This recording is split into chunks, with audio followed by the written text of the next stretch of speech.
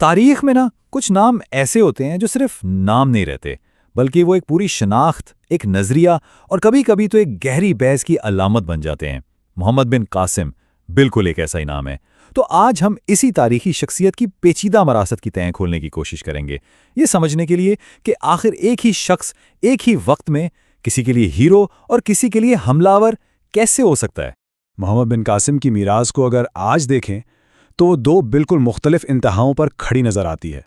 एक तरफ उन्हें पहला पाकिस्तानी कहा जाता है, यानी एक बानी हीरो जिसने बरसगीर में इस्लामी तहजीब की बुनियाद डाली, और फिर दूसरी तरफ उन्हें एक गैर मुल्की हमलावर के तौर पर देखा जाता है जिसने यहाँ आकर एक कायमशुदा सकाफत को फतह किया। तो सवाल यही पैदा होता है, भाई एक ही शख्स की मीरास इतनी ज्यादा बटी हुई कैसे हो सकती है। इस जदीद तजाद को समझने के लिए हमें तारीख के औराक पलटने होंगे और सीधा माजी में झांकना होगा। तो चलें वक्त में पीछे चलते हैं सीधा 8वीं सदी ईस्वी में। उस वक्त दुनिया की बड़ी ताकतों में से एक थी उमवी खिलाफत, जो दमिश्क से लेकर शुमाली अफ्रीका और स्पेन तक फैली ये थी। और मोहम्मद बिन कासिम की कहानी की जड़ें वो 712 ईस्वी के वाक़यात में हैं, जब उसी खिलाफत के एक नौजवान जनरल ने सिंध पर हमला किया। ये वो लम्हा था जिसने तारीख का धारा ही बदल कर रख दिया। और ये मुहिम हैरानकुन तेजी से आगे बढ़ी। सोचें, 711 ईस्वी में उमवी खिलाफत से मंजूरी मिली और सिर्फ एक साल बाद 712 में मोहम्मद बिन कासिम देबल के साहिल पर उतरे। इसी साल उन्होंने राजा दाहिर को एक फैसला कुन शिकस्त दी और 713 तक तो उनकी फतूहात का सिलसिला मुल्तान तक पहुंच चुका था। इसने बरे सगीर का सियासी और सकाफती नक्शा सच में हमेशा के लिए बदल दिया। और ये सब कुछ एक निस्बतन छोटी लेकिन इंतहाई मुनज़्ज़म फ़ौज के साथ किया गया। अंदाज़ा है कि मोहम्मद बिन कासिम की जो इब्तिदाई शामी घुड़सवार फ़ौज थी, उसकी तादाद सिर्फ 6000 के करीब थी। ये तादाद इस मुहिम की फ़ौजी महारत और कारकर्दगी को और भी ज़्यादा नुमाया कर देती है। लेकिन मोहम्मद बिन कासिम सिर्फ एक फ़ौजी जनरल नहीं थे। फ़तह के बाद उनका किरदार बदल गया और वो एक मुंतज़िम और गवर्नर बन गए। तो अब देखते हैं कि उन्होंने इस नए इलाके पर हुकूमत आखिर की कैसे। उनकी इंतज़ामी पॉलिसी का जो मरकज़ी नुक्ता था वो था ज़िम्मी का तसव्वुर। अब ये क्या था?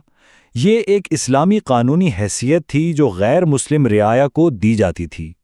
इसके तहत एक मखसूस टैक्स, जिसे जिज़िया कहते हैं, के बदले रियासत उनकी जान, माल और यहाँ तक के मजहबी आज़ादी के तहफ़्फ़ुज़ की जिम्मेदारी लेती थी। इनकी हुक्मरानी में ना एक बड़ी दिलचस्प चीज़ नज़र आती है, अमलियत पसंदी और इस्लामी कानून का एक मिलाप।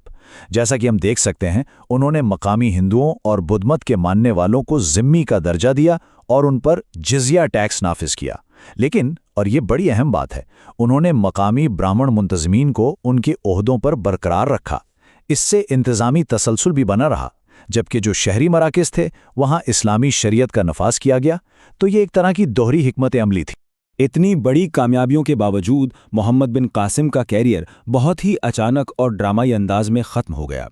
इस नौजवान जनरल का ये पुरस्कार अंजाम उनकी कहानी में एक दुख भरे बाब का इजाफा करता है।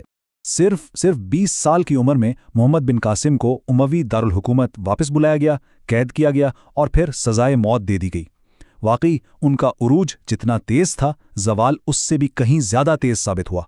तो चलें अब तारीख के औराक से निकलकर वापस आज के दौर में आते हैं। सवाल यह है कि 8वीं सदी के ये वाक़यात आज के दौर में एक कौमी अलामत कैसे बन गए, और ये बहस आज इतनी अहम क्यों है आखिर। मोहम्मद बिन कासिम की जो पहचान है वो वक्त के साथ साथ बदलती रही है। देखें, 8वीं सदी में वो सिर्फ उमवी खिलाफत के एक कामयाब जनरल थे। फिर 19वीं सदी में बरतानवी नौआबादियाती मौर्रिखीन ने उन्हें अपने नज़रिए के मुताबिक पेश किया। लेकिन सबसे बड़ी तब्दीली आई 20वीं सदी में, जब तहरीक पाकिस्तान को एक तारीखी जवाज़ की ज़रूरत पड़ी, तो उन्हें एक नई कौम की एक कौम परस्त अलामत के तौर पर नए सिरे से तश्कील दिया गया। और ये इक़्तिबास इस तब्दीली की सबसे ताकतवर मिसाल है, जो 20वीं सदी के पाकिस्तानी नज़रियादानों से मंसूब किया जाता है। तहरीक पाकिस्तान मोहम्मद बिन कासिम के मिशन का मंतिकी अंजाम है। सोचें ज़रा, उस एक जुमले में 8वीं सदी की एक फ़ौजी मुहिम को सीधा 20वीं सदी के एक सियासी और कौमी मंसूबे से जोड़ दिया गया, यानी तारीख को हाल के खिदमत के लिए इस्तेमाल किया जा रहा था। तो आखिर में ये एक सोचने पर मजबूर करने वाला सवाल सामने आता है कि जब हम मोहम्मद बिन कासिम पर बहस करते हैं, तो क्या हम वाकई 8वीं सदी पर बहस कर रहे होते हैं या दरअसल आज के दौर की सियासत पर। अक्सर ऐसा होता है कि तारीखी शख्सियत एक ऐसा कैनवस बन जाती हैं جن پر حال کی شناختیں اور تنازعات کی تصویر کشی کی جاتی ہے۔